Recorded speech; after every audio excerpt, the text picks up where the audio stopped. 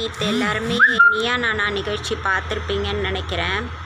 அதை எப்படி கொண்டு போயிருக்காங்கன்னா விஜய் டிவியும் கோபிநாத்தும் மக்கள் மத்தியில் எங்களை மாதிரி ஆளுங்களை தப்பானவங்களாக சித்தரிச்சிருக்காங்க.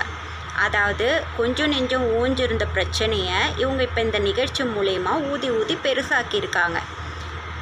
என்ன சொல்லியிருக்காங்கன்னு பார்த்தீங்கன்னா, அதாவது விலங்கு நல ஆர்வலர்கள் பேசின வீடியோஸ் எதுவுமே அவங்க ஃபுல்லாக பேசினதை இவங்க டெலிகாஸ்ட் பண்ணலை. நிறைய அன்எடிட்டட் வீடியோஸை போட்டிருக்காங்க. அதை தான் எல்லாருமே, அதாவது எல்லாரையும் கூப்பிட்டு வச்சு அவமானப்படுத்தின மாதிரி இருக்குது எங்களை மாதிரி ஆளுங்களை. அதுக்கு நீங்கள் இப்படி ஒரு நிகழ்ச்சி நடத்தியிருக்க வேண்டிய அவசியமே இல்லை.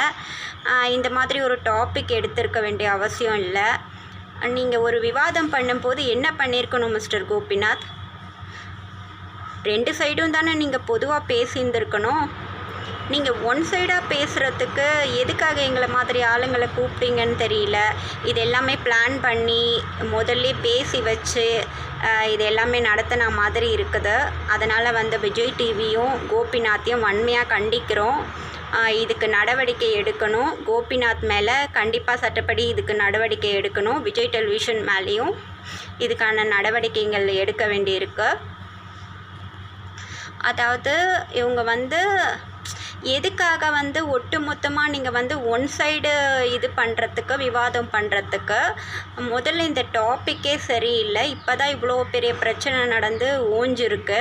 இந்த மாதிரி ஒரு டைமில் இந்த மாதிரி ஒரு நிகழ்ச்சி நடத்தி இந்த மாதிரி ஒரு டாப்பிக்கை கொடுத்து எங்கெல்லாம் கூப்பிட்டு வச்சு, அதாவது எதிர் சைடு இருக்கிறவங்களாம், அதாவது அனிமல் ஹேட்டர்ஸ் அவங்கெல்லாம் என்ன பண்ணியிருக்காங்கன்னா, எங்களை மாதிரி ஆளுங்களை பைத்தியக்காரங்க மாதிரி பார்த்து அவங்க சிரிக்கிறதும் அந்த வீடியோஸ் எல்லாம் எடிட் பண்ணி போட்டிருக்கீங்க. அப்போ நாங்களாம் என்ன பைத்தியக்காரங்கன்னு நினைக்கிறீங்களா? இல்லை நாங்களாம் என்ன பைத்தியக்காரங்களான்னு கேட்குறோம்.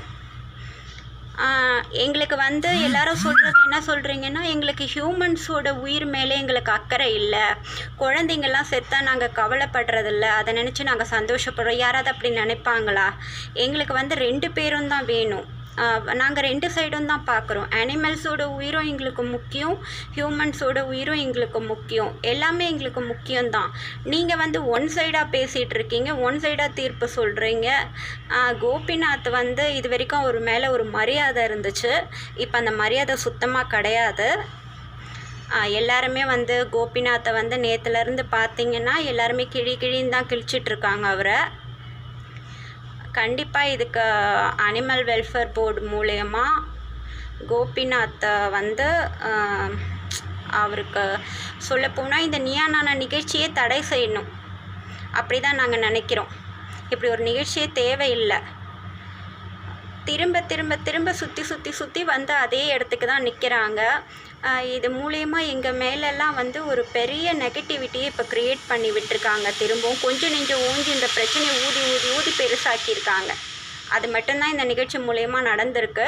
ஏற்கனவே மீடியா எங்களுக்கு அகைன்ஸ்டாக தான் எல்லா வேலையும் பார்த்துட்டு இருந்துச்சு. புதிய தலைமுறையாக இருக்கட்டும், சன் நியூஸாக இருக்கட்டும், பாலிமர் டிவியாக இருக்கட்டும், இப்போ அந்த லிஸ்ட்டில் விஜய் டிவியும் வந்துட்டாங்க.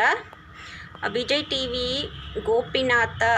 கோபிநாத் இப்படி ஒரு நிகழ்ச்சி நடத்துவார், இப்படியெல்லாம் நடந்துப்பாருன்னு நாங்கள் யாருமே எதிர்பார்க்கல. சொல்லப்போனால் அவரை எப்படி அவர் மூஞ்சில் காரி துப்பணுன்னு தான் இருக்குது. அப்படி தான் இருக்குது அவர் பண்ணியிருக்கிறது.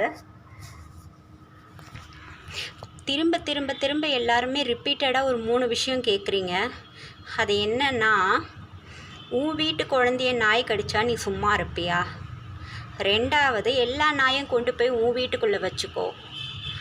3வது, மனுஷங்க உயிரை விட நாய் முக்கியமா அப்படின்னு கேட்குறீங்க. இந்த 3 விஷயத்துக்கும் நான் இப்போ 1 by 1 உங்களுக்கு பதில் சொல்லிட்டு வரேன்.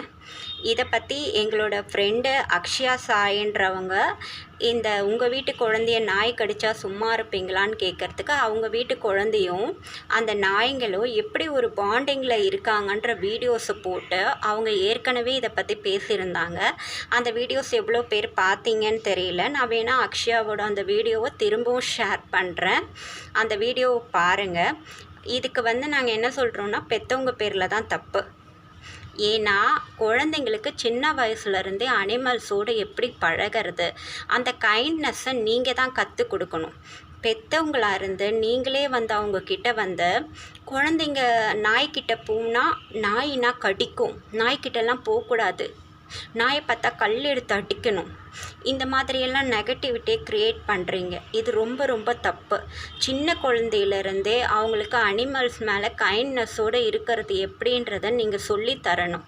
இப்போ நிறைய இடங்கள்ல நிறைய வீட்டில் பார்த்தீங்கன்னா வீட்டில் இருக்க பெட் அனிமல்ஸும் குழந்தைங்களும் ஒன்றா ஒரே பெட்டில் தான் தூங்குவாங்க, ஒரே பெட்டில் தான் இருப்பாங்க. அவங்களுக்குள்ளே இருக்க அந்த பாண்டிங்கை பார்க்கும்போது அவ்வளோ ஒரு அழகாக இருக்கும். என்னோடய ஃப்ரெண்ட்ஸோட வீட்டிலலாம் நான் நிறைய பார்த்துருக்கேன். நாளைக்கு எங்களுக்கே குழந்தை பிறந்தாலும் எங்கள் குழந்தையும் நாங்கள் இப்படி தான் வளர்ப்போம். சின்ன குழந்தையிலேருந்தே அவங்களுக்கு கைண்ட்னஸ் சொல்லி தரணும், அனிமல்ஸோடு எப்படி பழகணும், அது வந்து நீங்கள் செய்கிறது கிடையாது. அதனால தான் வந்து குழந்தைங்களுக்கு நீங்கள் சின்ன வயசில் என்ன சொல்லித் தரீங்களோ அதுதான் வளர வளர அவங்க மைண்டில் இருக்கும். அவங்க என்ன நினைப்பாங்க, நம்ம அப்பா அம்மாவே இப்படி சொல்கிறாங்க, அப்போ வந்து நாயினா கடிக்கும், கிட்ட போகக்கூடாது, நாயை பார்த்தா கல் எடுத்து அடிக்கணும், இந்த நெகட்டிவிட்டி ரொம்ப தப்பு. அதனால் நான் என்ன சொல்கிறேன்னா, எங்கள் வீட்டு குழந்தைங்கள நாய் கடிக்காதுன்னு 100% நாங்கள் ஷியராக சொல்கிறோம்.